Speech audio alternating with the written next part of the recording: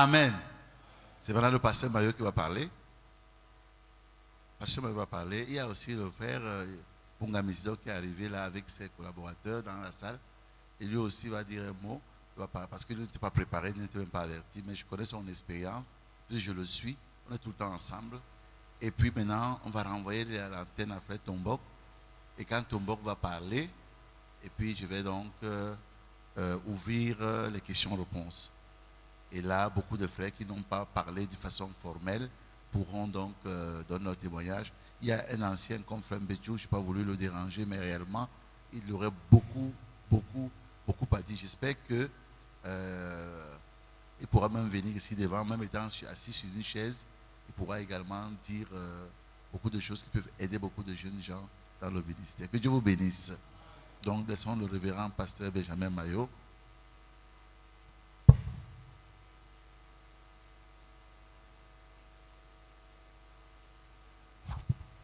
Voilà, que le nom du Seigneur soit béni.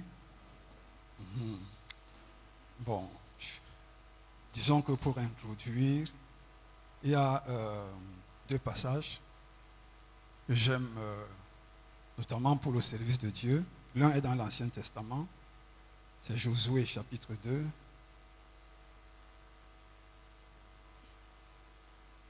Josué chapitre 2. Et puis Actes chapitre 8. Josué chapitre 2 dit ceci, c'est là où il est question des deux espions. Josué, fils de Nun, fit partir secrètement de Sittim 2 espions en leur disant, allez, examinez le pays et en particulier Jéricho. Ils partirent et ils arrivèrent dans la maison d'une prostituée qui se nommait Rahab et ils y couchèrent. Je peux m'arrêter là, parce que vous connaissez l'histoire. Nous lisons aussi Actes chapitre 8. Actes chapitre 8. Ça a été évoqué, je pense, par le frère Essian tout à l'heure. Il s'agit de Philippe. Verset 26. Un ange du Seigneur s'adressant à Philippe lui dit, « Lève-toi et va du côté du midi, sur le chemin qui descend de Jérusalem à Gaza, celui qui est désert. » Il se leva et partit.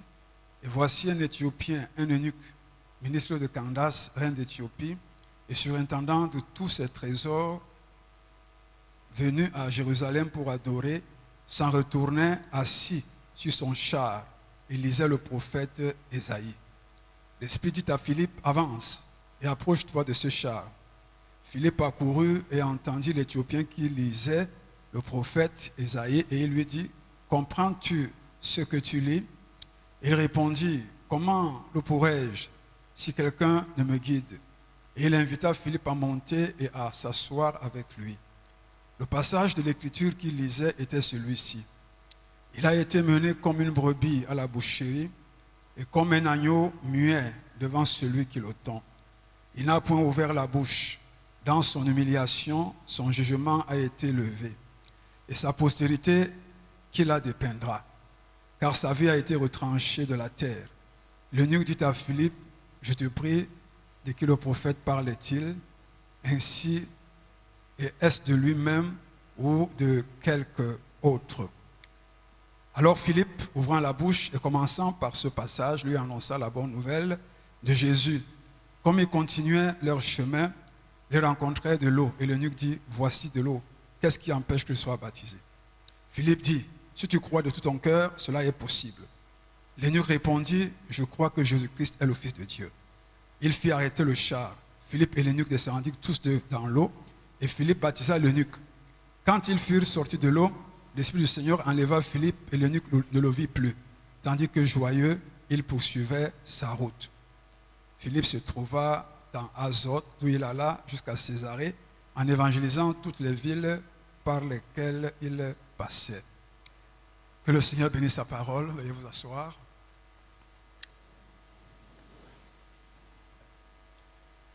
Je voudrais dire que si je lis ces deux passages, peut-être pendant plus de 36 ans, sauf si je me suis trompé par rapport à ce passage-là, mais c'est des passages sur lesquels mon esprit est souvent revenu. Parce que moi, j'ai un témoignage un peu particulier. Et je crois que comme Dieu forme, comme dit Frère Branham, un homme, comme également il utilise. Et je crois que cette formation, ce n'est pas seulement dans le cadre d'une formation comme celle-ci. Je crois en la formation quand Dieu forme même un homme, le genre de caractère qu'il va lui donner, le genre de femme même qu'il va lui donner, le genre même de famille dans lequel il va naître, le genre même, en tout cas, je crois que tout ça là, c'est une somme de formation que Dieu opère dans la vie de quelqu'un pour pouvoir l'utiliser. Alors, dans l'une des choses de mon caractère à moi, je suis quelqu'un, dans ma jeunesse, je voulais aller ici et là. Je n'avais pas tellement envie de sortir du pays, mais aller ici et là, à l'intérieur du pays. Bon, et pour la petite histoire, j'ai épousé une femme qui, avant même qu'elle ne croie, elle avait demandé au Seigneur que le Seigneur lui donne pour mari un enseignant. Pourquoi un enseignant? Parce que les enseignants, on les affecte partout. Ok. Donc, on s'est mariés et je suis un enseignant.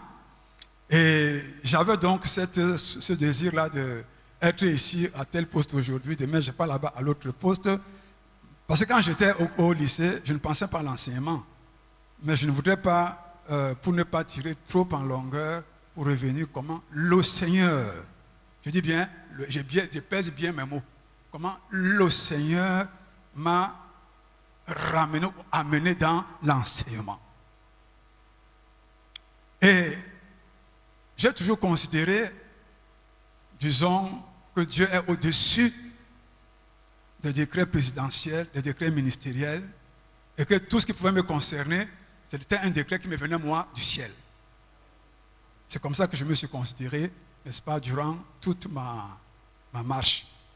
Autre chose, je suis quelqu'un qui, quand on va dire prophétie, ceci, parfois je suis un peu sceptique. Je suis parti un jour dans une église, on prophétise, mon serviteur, c'est moi qui t'ai appelé. Je dis que ça, vous pouvez toujours raconter vos histoires. Bon, et Dieu connaissant ça, je crois que Dieu m'a un peu éloigné pour me mettre au front, pour me mettre en contact moi-même, pour enlever certaines choses de mon cœur, où j'étais confronté à des situations où tu veux, tu ne veux pas, tu prends tes responsabilités. Tu veux, tu ne veux pas, tu vas faire quelque chose. Et dans ma marche, je peux appuyer ça par, surtout, je ne vais pas commencer au début, ce serait vraiment trop long. Un jour, j'étais en poste à Berthois. Et puis, j'ai senti une pression dans mon cœur. Ebolova. Je demande l'affectation pour Ebolova. La seule affectation que j'ai jamais d'ailleurs demandée. Alors je prends mon bic, j'écris, je demande l'affectation. Et cette année, la chose curieuse, en juin, les affectations sont sorties. Et chose curieuse encore, vous savez quoi? L'administration m'a donné un camion. Tout un camion pour transporter mes bagages de Berthois à Ebolova. Chose qui ne m'était jamais arrivée. Et je voyais par là la main de Dieu pour aller faire une œuvre, peut-être petite, à Ebolova. Et je crois que ça a aidé. Ça a été une bénédiction. Donc c'est pour ça que j'ai lu, avant de continuer, l'histoire des deux espions. Les deux espions ne sont pas partis à Jéricho pour s'établir à Jéricho. Ils sont partis là-bas comme des espions pour espionner comment est la ville. Est-ce qu'il y a quelqu'un là-bas qui peut croire, ainsi de suite. Parce qu'il y a le jugement qui venait derrière. Josué était derrière. Ils ont donc rencontré là-bas une femme prostituée, Rahab.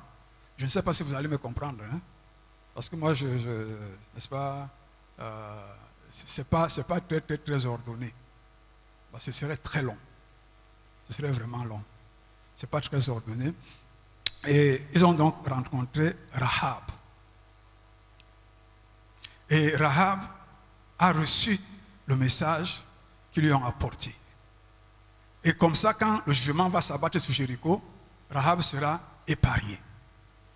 Moi, dans, n'est-ce pas, ma marche avec le Seigneur, bon, peut-être que c'est moi qui ai parfois été paresseux ou qui n'ai pas peut-être bien saisi la vision, mais j'ai eu comme l'impression que quand le Seigneur m'a envoyé ici et là, c'est un peu pour faire le travail de 2 espions. Pour aller avertir, parler, arracher du feu. Et puis quand c'est fait, comme Philippe, ce n'est pas que je me compare à Philippe, mais je me compare à un aspect de sa vie, comment Dieu a traité avec lui. Frère Branham dit, Philippe était en train de mener un réveil. Un réveil. Après, Dieu l'enlève à cause d'une seule âme. Et Dieu a traité comme ça avec moi. Parfois, il m'a fait affecter seulement à cause d'une âme. C'est plus tard que j'ai découvert qu'une âme vaut 10 000 mondes. Parce qu'à l'époque, il n'y avait pas ça. Mais le Seigneur m'a utilisé comme cela. Et ça, c'était, je peux prendre le cas de l'Ouest, où je suis affecté de Bafoussam à Mbouda. Je peux encore prendre le cas de l'Ouest à Bafoussam même. Quand le Seigneur m'enlève de Yaoundé, je dis le Seigneur, je peux le dire. Quand le Seigneur m'enlève de Yaoundé et m'envoie là-bas à Bafoussam. Et quand j'arrive à Bafoussam, on vient de sortir du message. Il y a donc ce feu qui brûle. Et je suis dans un dortoir avec les camarades. Il y a donc le feu à moi. Comment je vais faire, Seigneur, pour partager ça avec ces gens-ci? Quand le week-end arrive, ceux-ci vont au cinéma, ceux-là vont là-bas. Je reste tout seul là au dortoir, puisque je ne pouvais pas faire comme eux. Et je sors donc en ville, je cherche. J'apprends qu'il y a un groupe de jeunes qui s'est rassemblé ici, là. Puis, je n'ai pas fait la réunion avec eux parce que je voulais partager quelque chose. J'apprends que j'avais eu un ami pasteur adventiste. J'ai partagé le message avec lui. Et mais il n'a pas cru au message, mais il ne m'a pas repoussé. Quand il partait en prison, il me dit que bon, viens, on part en prison. Il me dit prêche. Je prêche. C'était un peu comme ça. Amen. Donc, moi, le Seigneur m'a utilisé, peut-être pas pour fonder les églises. Ou alors c'est moi qui ne me suis pas livré à lui entièrement pour fonder les églises. Sinon que partout là-bas, je pourrais dire que j'aurais des églises là-bas. Mais le Seigneur m'a utilisé aussi, en toute modestie, pour arracher une âme ici, pour en appeler une là-bas. Et je crois que le Seigneur m'a utilisé par exemple à Bafoussam pour apporter le message à Bafoussam. Parce qu'à l'époque, il n'y avait pas de message là-bas. Très simplement, voyez-vous, il m'amène donc là-bas, il me met en contact avec un frère qui est l'un des pasteurs de Bafoussam là-bas aujourd'hui.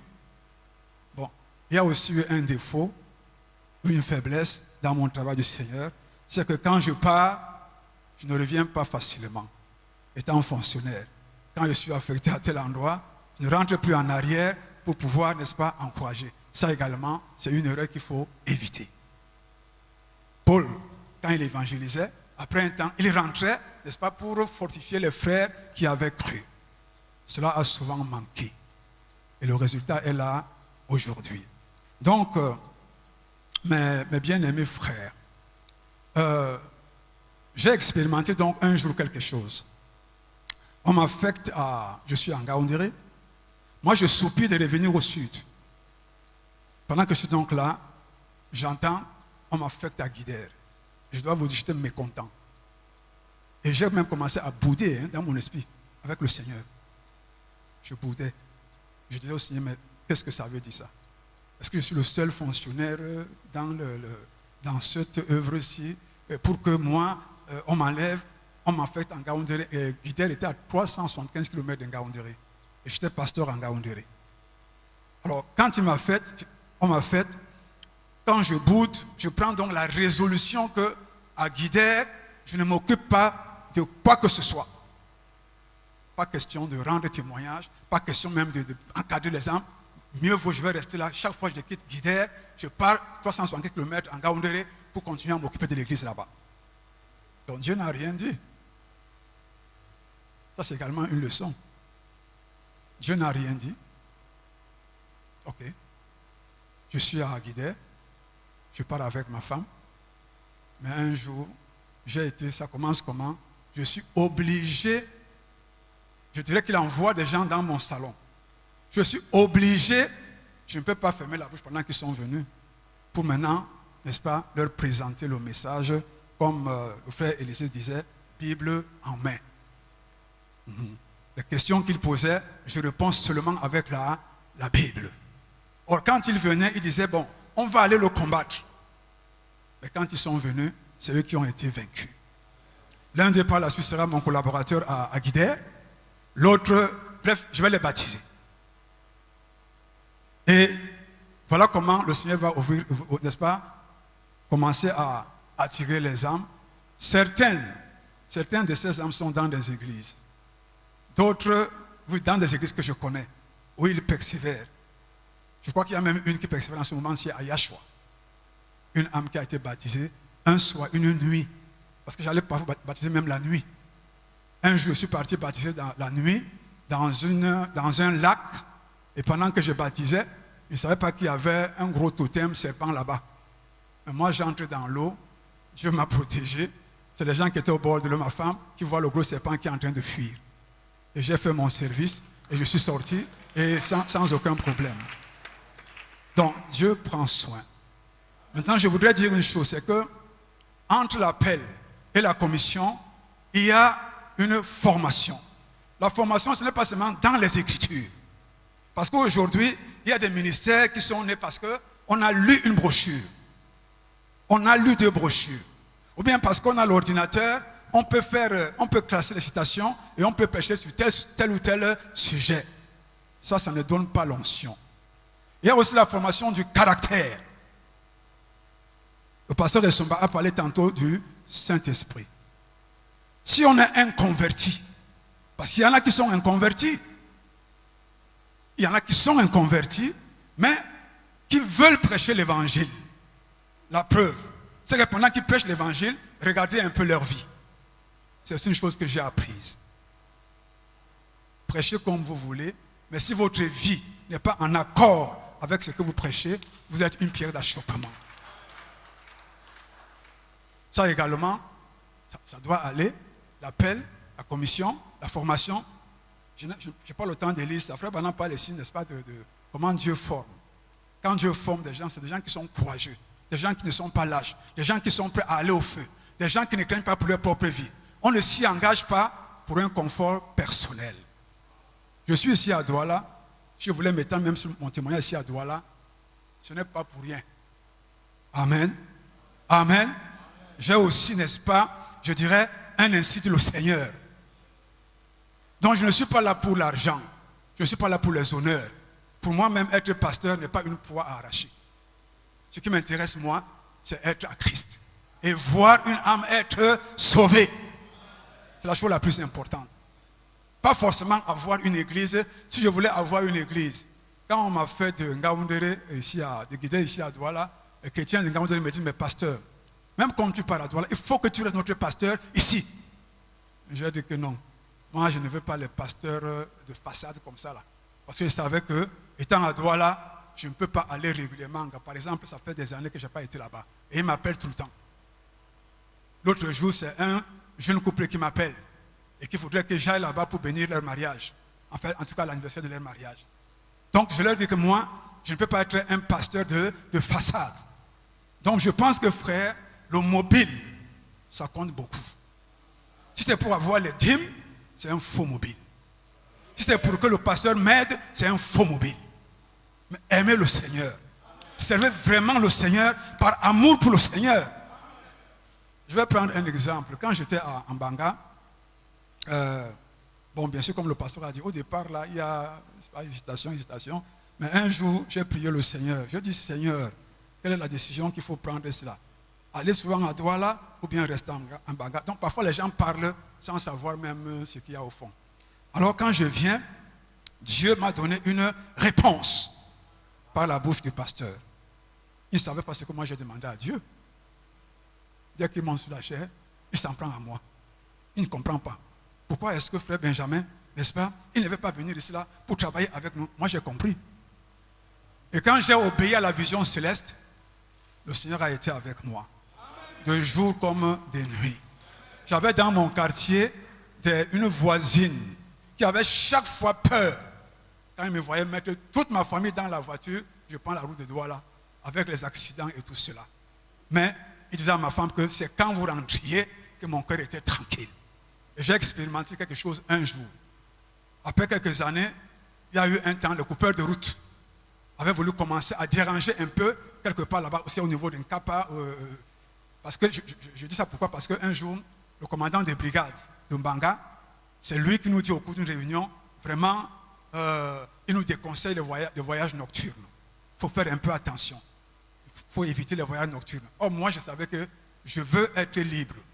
Quand je viens faire ma réunion du soir à Douala, quand j'ai fini, je veux rentrer. Et un jour, on avait une nuit de prière à Pécadis. C'est moi qui la conduisais.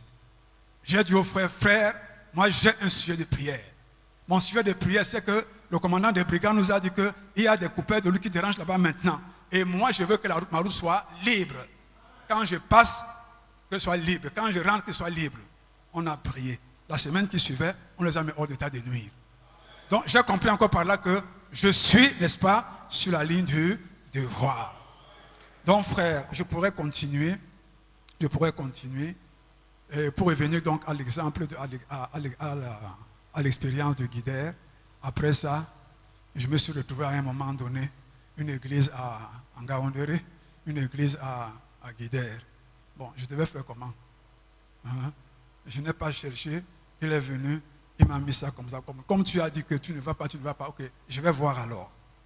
J'étais obligé de le faire. Et en réalité, comme le pasteur Lambert disait, les gens que Dieu utilise, c'est les gens qui sont premièrement à fuir cette chose-là. Ce n'est pas les gens qui disent que non, moi, vraiment, si c'était moi, j'allais faire comme ça. Non, ce n'est pas ce genre de personnes-là. C'est au contraire des gens qui sont prêts à dire comme Moïse, je n'ai pas la langue facile. Appelle qui tu voudras. Donc, frère, je pense qu'il est bon de servir le Seigneur. Je pense que plus tôt on sert le Seigneur, mieux ça vaut. Parce qu'aujourd'hui, il y a des choses qu'on veut bien faire, on ne peut plus faire. Mais quand j'ai fait mon bilan, j'ai honte. J'ai honte. Je regarde, je dis, Seigneur, qu'est-ce que j'ai fait? D'accord, tu m'as conduit ici, tu m'as conduit en Banga, tu m'as conduit là. Mais partout là-bas, chaque fois, le Seigneur a permis qu'il y ait une âme, deux âmes, n'est-ce pas, qui soient arrachées du feu, et puis qui soient baptisées. Après ça, je continue. Mais quand je regarde maintenant, j'ai fait mon bilan, qu'est-ce que j'ai fait réellement? Et ma prière aujourd'hui, Seigneur, je ne sais pas combien de temps il me reste, mais aide-moi. Aide-moi. Si on peut rattraper le temps, aide-moi à essayer de rattraper le temps perdu. C'est ma prière. Bon, ce n'est pas en termes de prédication à la chair, hein? Non, ce n'est pas seulement en ces termes-là. Non. Faire ce qu'il y a vraiment à faire. Et parmi les choses à faire, gagner les âmes à Christ. Donc, je laisse beaucoup de choses. Je voudrais simplement dire que aimez le Seigneur, servez le Seigneur. Si vous avez en vous un appel dans votre vie et que le Seigneur vous commissionne, alors attendez-vous au Seigneur. Tout ce travail qu'on a eu à faire, pas compter sur l'argent. Au contraire, il y avait même un temps. C'est nous là, quand on est ailleurs là-bas, là, quand il y avait la caisse centrale des dîmes, c'est nous quand on travaillait, c'est nous qui prenions nos dîmes. On envoyait là-bas. Même pour baptiser là, moi il a fallu une prophétie et un témoignage pour que je commence à baptiser. Donc je ne m'étais pas levé comme ça là pour dire que hop, je commence à baptiser. Et la prophétie sur l'ordre de baptiser m'était venue après un cuisant échec, disons une épreuve difficile dans la vie. J'étais à l'école normale supérieure. On était dans une promotion de tout. Et à la sortie, d'une façon inexplicable, moi je suis recalé à cause de la pratique. Moi seul. Et pourtant, je pensais déployer mon zèle pour Dieu. Quand il n'y avait pas de réunion, quand il n'y avait pas de cours à l'école, quand on a réunion à Yaoundé, à Mélène, je cours vite pour faire la réunion. Mais à la fin, n'est-ce pas, c'est moi seul qui suis recalé. Mais je n'ai pas murmuré dans mon cœur contre Dieu. Je ne me suis pas fâché contre Dieu. Je n'ai pas dit que Seigneur, comme c'est comme ça, ton service là, prends-le contre Dieu. Donc Dieu, quand il vous fait passer par des tests, soyez patient. Donc c'est après ça Dieu me parlait donc de cet échec-là et il me dit, comme tu n'étais pas plein, je t'ordonne de baptiser. Amen. Un autre a une autre expérience. Moi, c'est la mienne là-bas. J'aimerais également vous dire, jeunes gens, pour terminer, toutes les étoiles n'ont pas le même éclat. Amen. Toutes les étoiles n'ont pas le même éclat. Et chacun tient de Dieu un don particulier. Donc ne cherchez pas forcément à courir dans le ministère de quelqu'un d'autre. Restez vous-même. Et Dieu vous bénira et vous serez en bénédiction. Que Dieu vous bénisse.